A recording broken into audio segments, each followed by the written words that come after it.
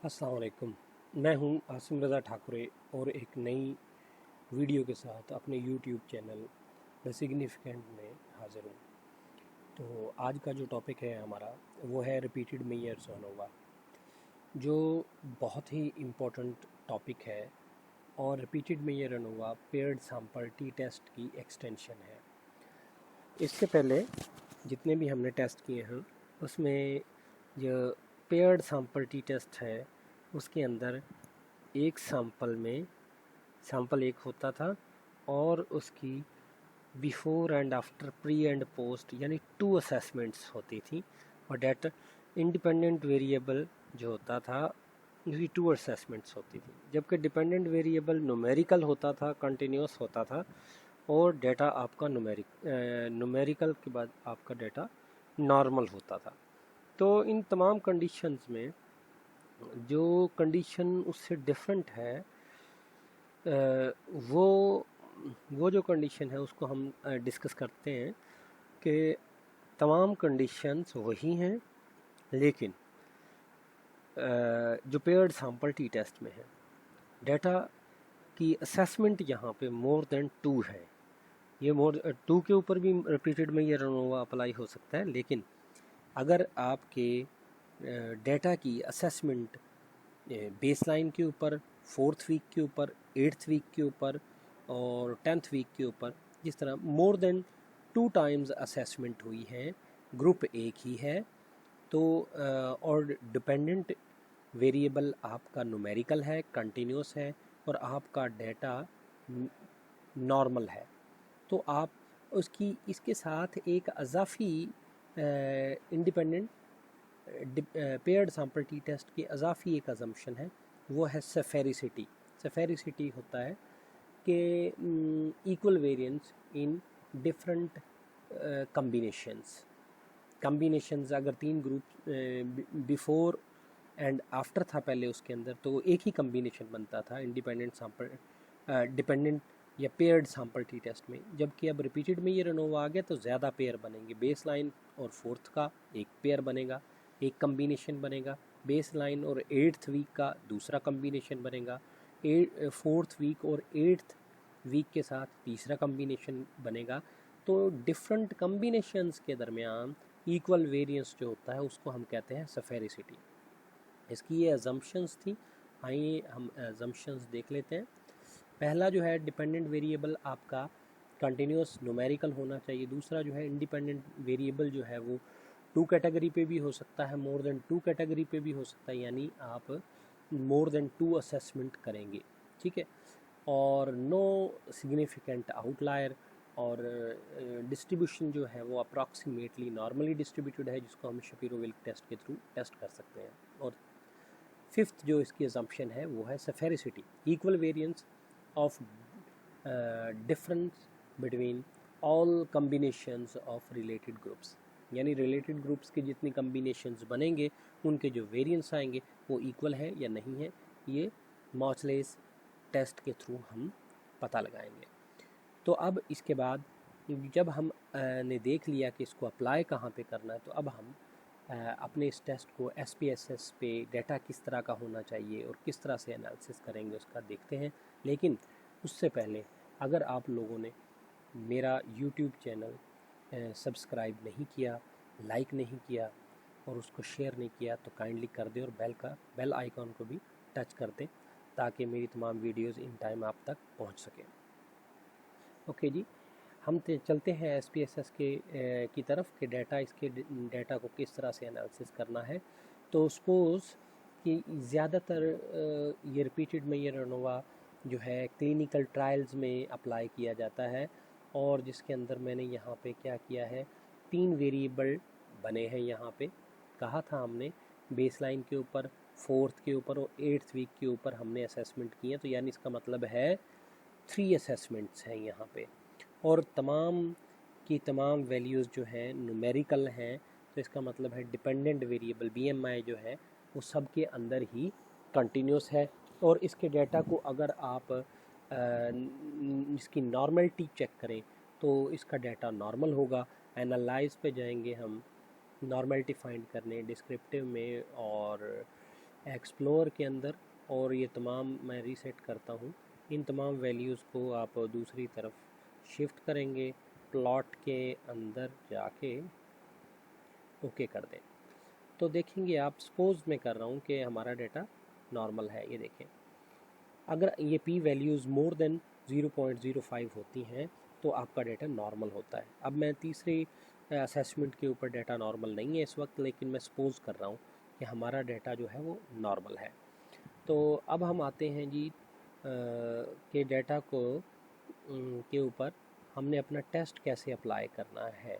तो उसके लिए आप एनालाइज में जाएंगे, एनालाइज के बाद फिर जनरल लीनियर के अंदर जाएंगे, जनरल लीनियर मॉडल के अंदर, उसके बाद रिपीटेड मेयर में टाइम कितने टाइम्स पे, फैक्टर का मतलब है कितने टाइम पॉइंट्स के ऊपर असेसमेंट हुई है।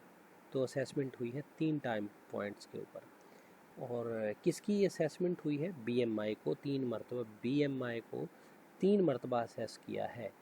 तो जिसको मेजर किया है उसका नाम बीएमआई है। और डिफ़ाइन कर दें आप यहाँ पे। तो अब हम सबको शिफ्ट कर देंगे दूसरी साइड पे, और देखिएगा अब यहाँ मॉडल को देखें तो मॉडल में कोई चीज़ आपने नहीं करनी, कंस्ट्रक्ट्स में भी कोई चीज़ आपने नहीं करनी।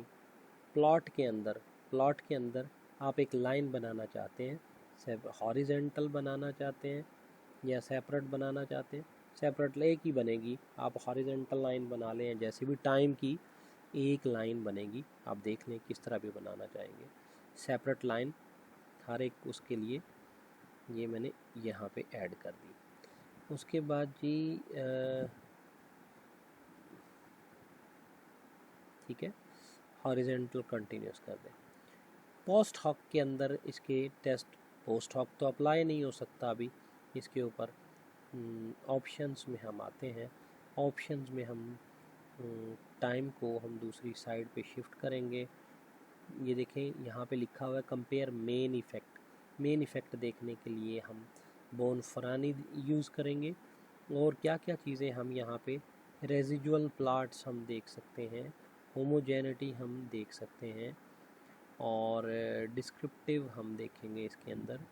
एस्टिमेट द इफ़ेक्ट साइज़ हम इफ़ेक्ट मेजर करेंगे।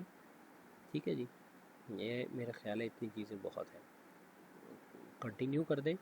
सेव में क्या क्या चीज़ें आप सेव कर सकते हैं? स्टूडेंटाइज्ड निकाल लें अगर आप निकालना चाहते हैं रेजिजुअल्स में, तो बाकी कोई ज़रूरत नहीं है। ओके जी, अब हम ओके करेंगे। अब मेन क्वेश्चन आता है जो कि हमारे उसके लिए इम्पोर्टेंट होता है कि सबसे पहले मैं 2 तरह के रिज़ल्ट्स इसके अंदर लिए जाते हैं। मैं देखता हूँ यूनिवेरिएट के रिज़ल्ट, यूनिवेरिएट के भी लिए जाते हैं, मल्टीवेरिएट के भी रिज़ल्ट्स इसके अंदर आते हैं। तो केयरफुली देखिएगा, हम पहले यूनिवेरिएट के रिज़ल्ट्स लेते हैं। अच्छा, पहले तो मीन्स देखने हैं, क्योंकि बेस लाइन के ऊपर मीन, फिर 4th के ऊपर, 8th के ऊपर जो मीन्स आए हैं वो ये हैं, और स्टैंडर्ड डेविएशन। हाँ जी, मीन और स्टैंडर्ड डेविएशन को आपने क्लिक करना है, यानी ये वाली वैल्यूज़ आपने पिक करनी है।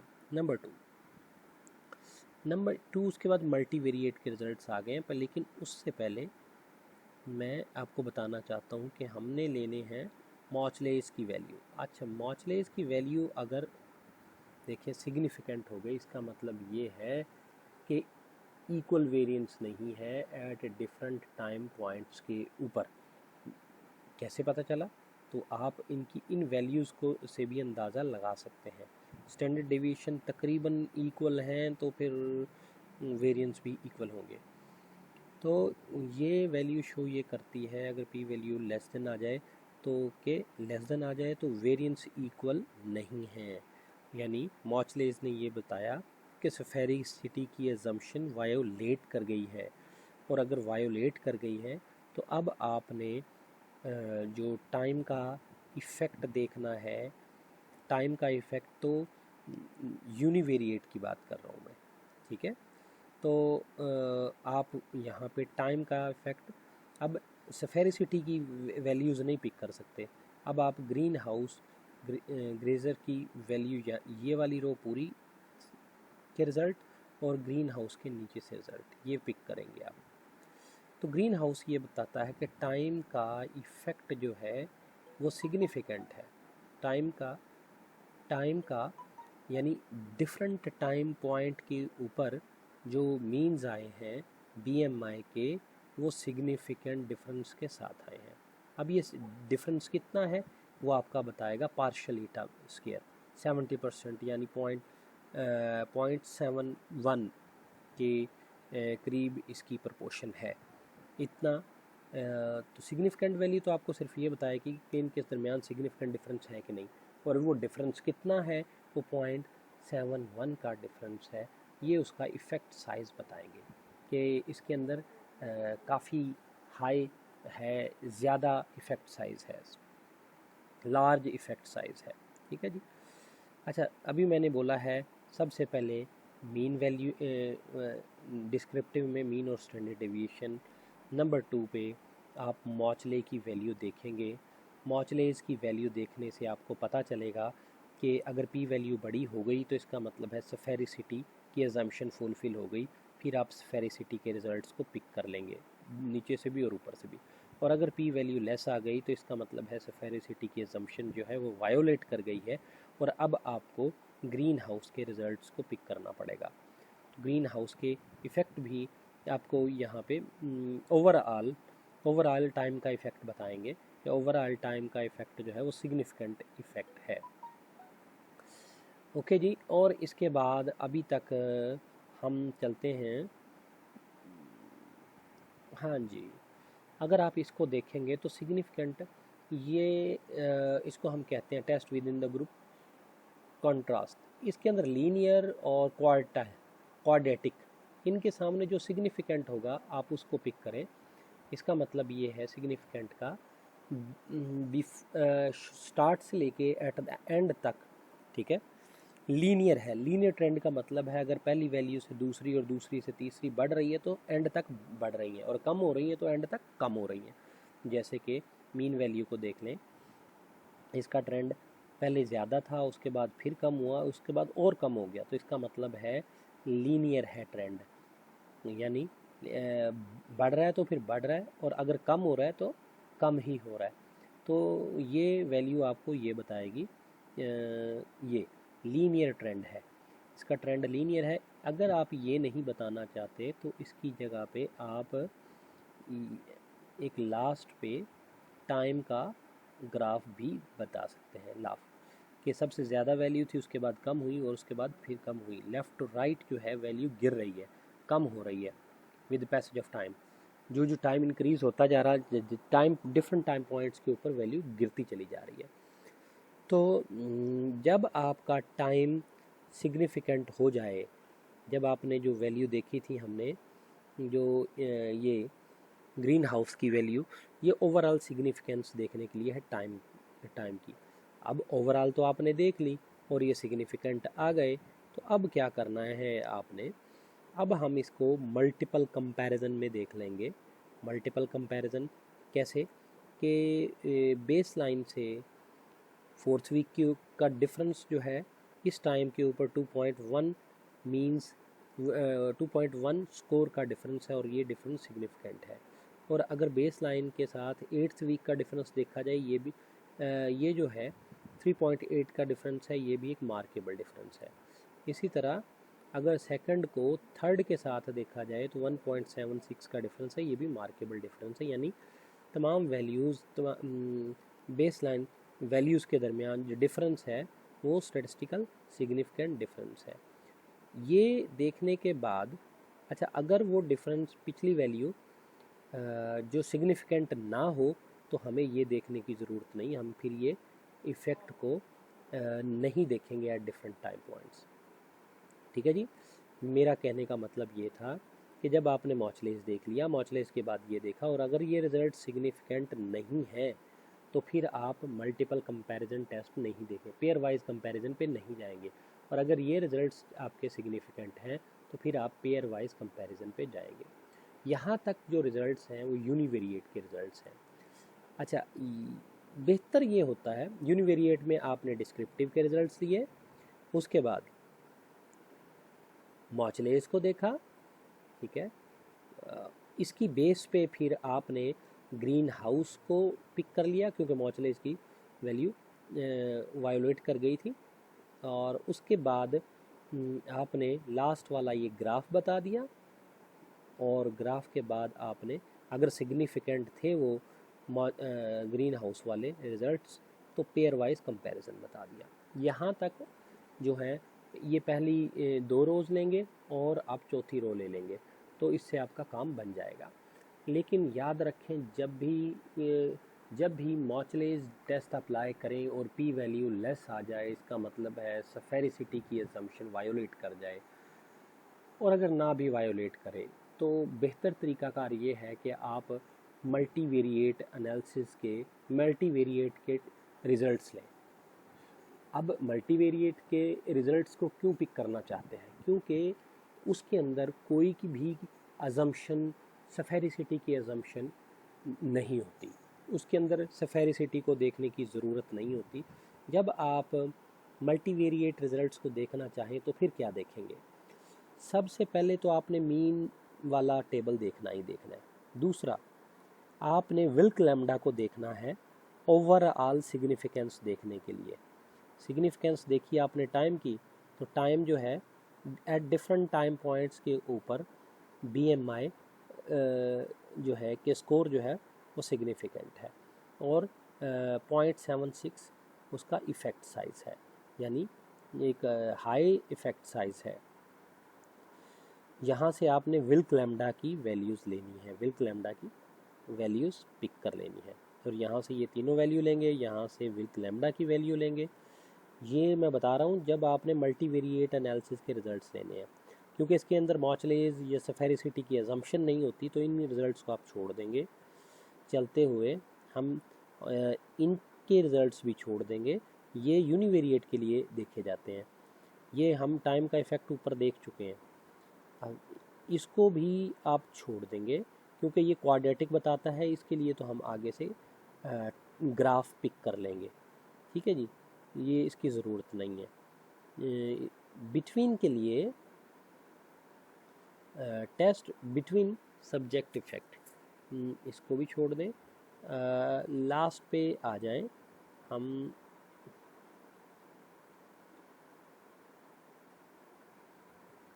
मल्टीवेरिएट के लिए ये भी पेयर वाइज में आप विल्क लैम्डा की ही वैल्यू लेंगे, वही वैल्यू बता रही है आपको, कोई डिफरेंट वैल्यू नहीं बता रही, तो आप पेयर वाइज कंपैरिजन ले सकते हैं। इसमें भी अगर विल्क लैम्डा की वैल्यू सिग्निफिकेंट है तो पेयर वाइज कंपैरिजन लिया जा सकता है, अदरवाइज पेयर वाइज कंपैरिजन आप नहीं लेंगे। और ये वाला टेबल लें, 4 वैल्यूज़ आपने पिक करनी है, जिनमें से जब आप मल्टीवेरिएट के तरीकाकार से लिख रहे हैं तो आपने डिस्क्रिप्टिव, उसके बाद विल्क लैम्डा की रो पूरी, और अगर ये सिग्निफिकेंट है तो आप पेयर वाइज कंपैरिजन करेंगे, और लास्ट से एक ग्राफ बताएंगे और जो जिससे पता चलेगा हमें कि हमारे रिज़ल्ट्स जो हैं वो क्वाड्रेटिक हैं या नहीं है। ठीक है नाज़रीन व हाज़रीन, ये मेरी अदना सी कोशिश थी कि रिपीटेड में ये रनोवा को मैं आप लोगों के सामने एक्सप्लेन कर सकूं। ये टेस्ट ज़्यादातर क्लिनिकल ट्रायल्स में अप्लाई किया जाता है, और बहुत अच्छे जर्नल्स जब ये वाला टेस्ट आप अपने आर्टिकल या थीसिस में अप्लाई करते हैं तो बहुत अच्छे जर्नल्स इसे पब्लिक करने के लिए एग्री हो जाते हैं। बहुत अच्छा टेस्ट है ये वाला, ठीक है। इंशाल्लाह नेक्स्ट वीडियो में हाज़िर होंगे। मुझे इजाज़त दीजिए, अल्लाह हाफिज़।